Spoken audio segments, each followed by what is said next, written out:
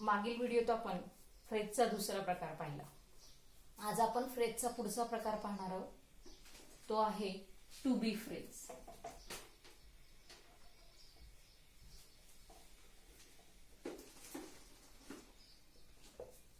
किंवा याला आपण फ्रेज विथ टू बी असं सुद्धा म्हणू शकतो. पहिले दोन प्रकार फ्रेजचे पाहत असताना आपण दोन्ही प्रकारांमध्ये वेगळेपणा पाहिला.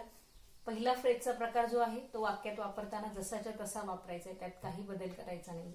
दुसरा फ्रेजचा प्रकार, तो प्रकार जो आहे पहिला तो आहे प्रेपोजिशनल फ्रेज. दुसरा जो प्रकार आहे फ्रेजचा तो आहे व्हर्बल फ्रेज. तो वाक्यात वापरत असताना वाक्यातील क्रियापदाच्या किंवा वाक्यातील काळानुसार आपल्याला काय करायचे, ती फ्रेज वाक्यामध्ये वापरायची. तिसरा जो फ्रेजचा प्रकार आहे तो आहे टू बी फ्रेज. हा त्या दोन्हींपेक्षाही वेगळा आहे. या फ्रेजमध्ये सुद्धा वाक्यात वापरत असताना बदल होत असतो, पण यातला बदल वेगळा आहे. टू बी ची फ्रेज जेव्हा आपण वाक्यामध्ये वापरतो त्यावेळेला टू बी ची फ्रेज वाक्यात वापरत असताना आपल्याला टू बी ऐवजी त्या वाक्यामध्ये जी टू बी ची सहाय्यकारी क्रियापद आहेत ती वापरावी लागतात. उदाहरणार्थ आपण पहिली फ्रेज पाहूया, to be interested in.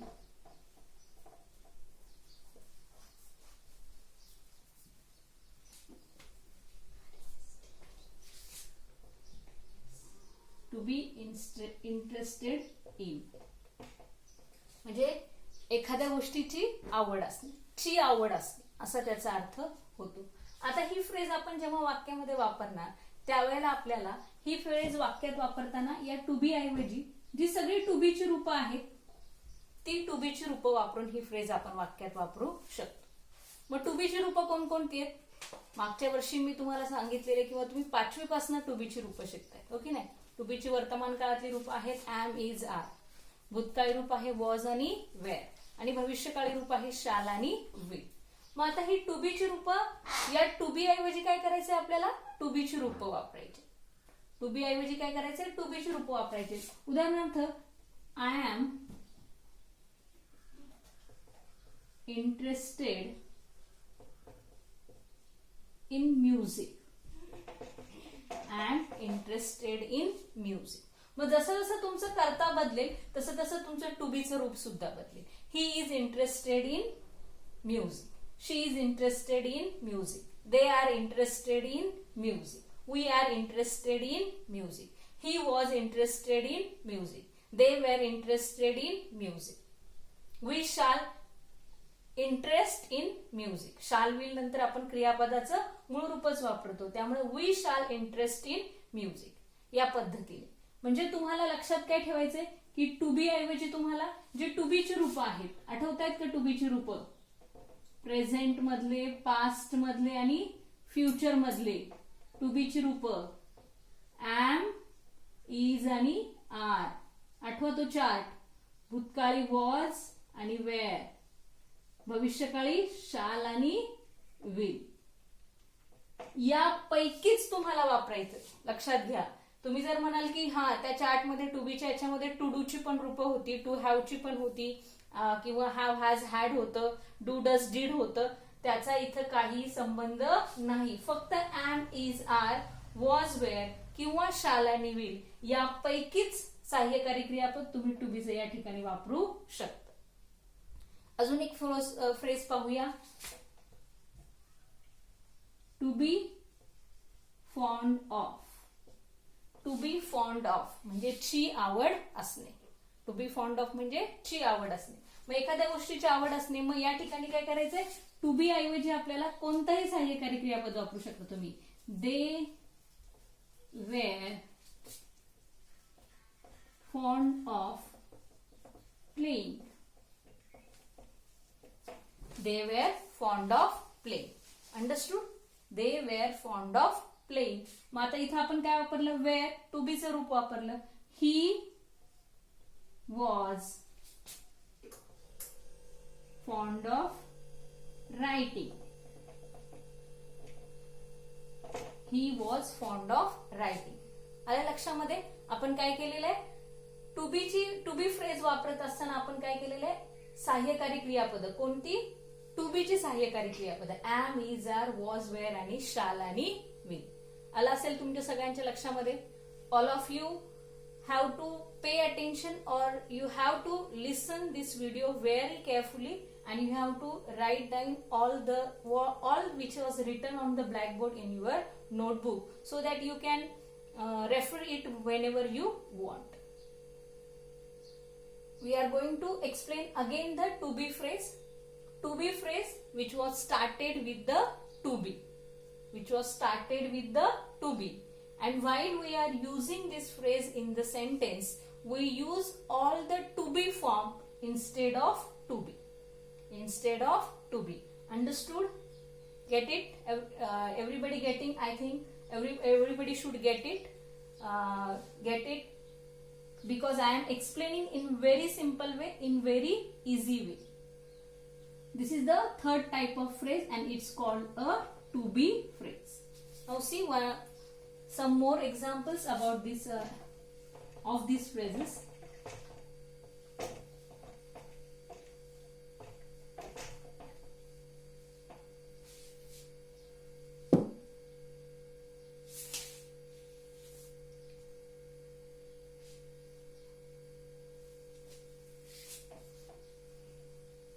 To be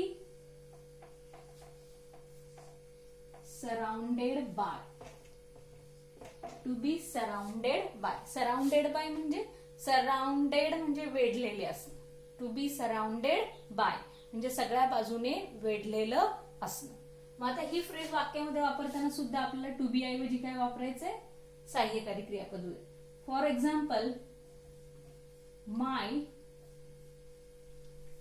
village is surrounded by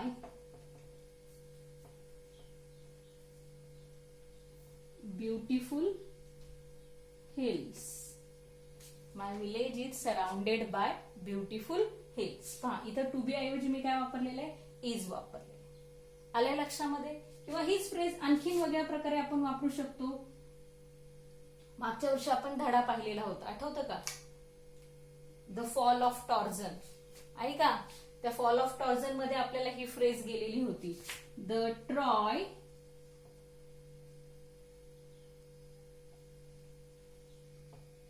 was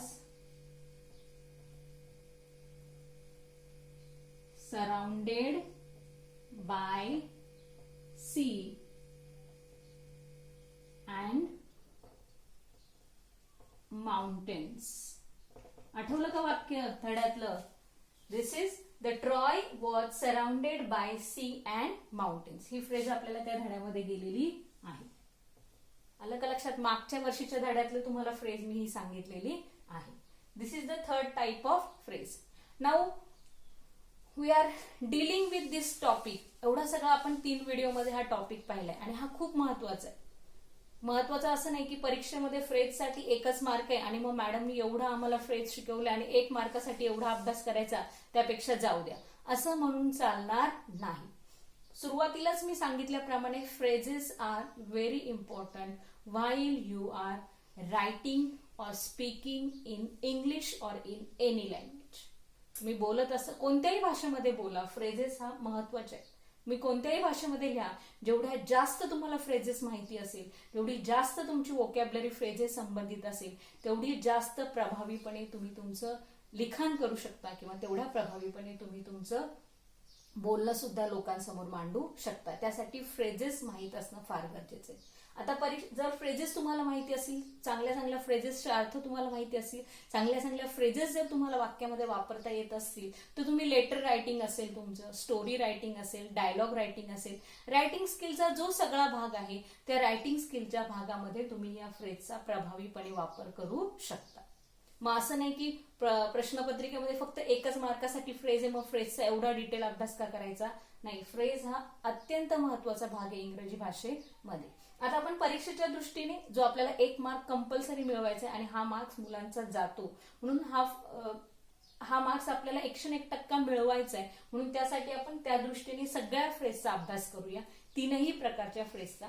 जर तुम्हाला परीक्षेमध्ये दिलेली एक फ्रेज दिलेली असते आणि ती दिलेली जी फ्रेज आहे ती फ्रेज कोणत्या प्रकारातली आहे हे जर तुम्हाला समजलं, हे जर तुमच्या लक्षात आलं तर ती फ्रेज तुम्ही अत्यंत प्रभावीपणे तुमच्या वाक्यामध्ये वापरू शकता. आता परीक्षेत जेव्हा तुम्हाला फ्रेज वापरायचे त्यावेळेला तुम्हाला तुमच्या मनाने वाक्य तयार करायचं. लक्षात घ्या, तुम्हाला तिथं वाक्य दिलेलं नाहीये, तुम्हाला फक्त फ्रेज दिलेली. काय दिलेली? फ्रेज. मग तुमच्या मनावर आलं की तुम्हाला ती फ्रेज कशा प्रकारे वापरायची किंवा कोणत्या काळात वापरायची. सगळ्यात पहिल्यांदा दिलेली फ्रेज या 3 प्रकारापैकी कोणत्या प्रकारातली ही ओळखणं. ती जर प्रेपोजिशनल फ्रेज असेल तर एकदम सोपं आहे, तुम्हाला ती फ्रेज तशीच्या तशी काय करायची? वाक्यात वापरायची. जर ती वर्बल फ्रेज असेल तर तुम्हाला ठरवायचंय की मला या फ्रेजसाठी कोणता कर्ता वापरायचा आहे, कोणत्या काळात मला ही फ्रेज वापरायची. जर तुम्हाला कोणत्या काळामध्ये आणि कोणता कर्ता वापरून हे जर तुम्ही ठरवलं तर ती फ्रेज सुद्धा तुम्ही प्रभावीपणे वाक्यामध्ये वापरू शकता. जर तिसऱ्या प्रकारची फ्रेज आली to be phrase. To be phrase आल्यानंतर सुद्धा तुम्हाला तुमच्या स्वतःच्या मनाने ठरवायचे की मला ही कोणता कर्ता वापरायचा आहे. आय वापरायचा आहे, वी वापरायचा आहे, ही, शी, इट. मग आपल्या सगळ्यांना माहिती आय नंतर ऍम येतो, ही नंतर इज किंवा वॉज येतं, शी नंतर इज किंवा वॉज येतं, हो की नाही. दे नंतर आर किंवा वेअर येतं, यू नंतर आर किंवा वेअर येतं, इट नंतर इज किंवा वॉज येतं. हे सगळं तुम्हाला माहिती आहे. मग तुम्हाला कोणता कर्ता वापरून तुम्ही ती फ्रेज तयार करायची ते ठरवायचं. शक्यतो साधं सोपं वाक्य, अवघड वाक्याकडे जायचं नाही. फक्त हेतू एवढाच आहे की त्या प्रश्नाचा की तुम्हाला फ्रेजचा अर्थ समजलाय आणि तुम्हाला ती फ्रेज वाक्यात वापरता येते, हाच त्या फ्रेज वापरण्यापाठीमागचा हेतू. त्यामुळे तुम्हाला सगळ्यात पहिलं फ्रेजचा अर्थ माहीत असणं अत्यंत गरजेचं आहे. आलं लक्षात? फ्रेजचा काय माहीत असणं, अर्थ माहीत असणं गरजेचं आहे. आणि त्याचबरोबर अर्थ माहीत असेल तरच तुम्ही ती फ्रेज वाक्यात वापरू शकता. दुसरा प्रकार, तुम्हाला फ्रेजचा प्रकार माहिती असला पाहिजे. प्रकार माहीत असल्यानंतर सुद्धा तुम्ही अचूकपणे ती फ्रेज वाक्यामध्ये वापरू शकता. समजले? तुम्हाला मी काही इमेजेस सेंड करणार आहे त्या व्हॉट्सअप ग्रुपवर 10वीच्या. त्या फ्रेजच्या असणार आहेत. त्या इमेजेस मधून जेवढ्या फ्रेज दिलेल्या आहेत त्या सगळ्या फ्रेज लिहून काढायच्या, त्या फ्रेजचे अर्थ लिहून काढायचे आणि त्या फ्रेज संबंधी एक एक वाक्य तयार करायचे. समजलं? मी तुम्हाला व्हॉट्सअपवरती काही फोटो, काही इमेजेस शेअर करते. जवळपास 20-25 फ्रेजेस असतील. त्याच्या व्यतिरिक्त आपण हा तिसरा प्रकार पाहिला टू बी फ्रेजचा. या टू बी फ्रेजची सुद्धा तुम्ही काही उदाहरणं लिहिणं आवश्यक आहे. टू बी फ्रेज जे आपण आज पाहिले त्या टू बी फ्रेजचे सुद्धा 20 एक्झाम्पल्स लिहा. Write down 20 examples and use these examples